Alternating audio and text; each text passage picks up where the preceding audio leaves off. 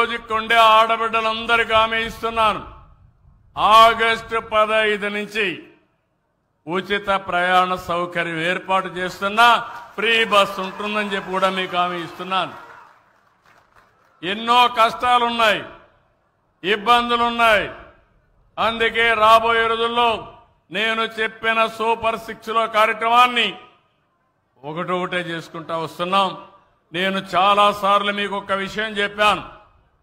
నిన్ననే మేము కడపలో ఒక మీటింగ్ పెట్టాం, మహానాడు పెట్టాం. అది కూడా కడపలో పెట్టాం.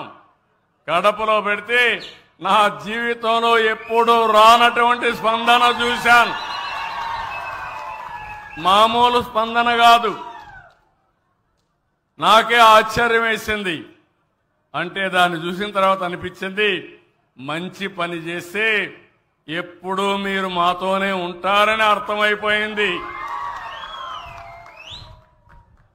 అందుకే ఈరోజు మీ జీవితాల్లో పండుగ చేసే బాధ్యత మాది, ఈ ప్రభుత్వాన్ని నిలబెట్టుకునే బాధ్యత మీది.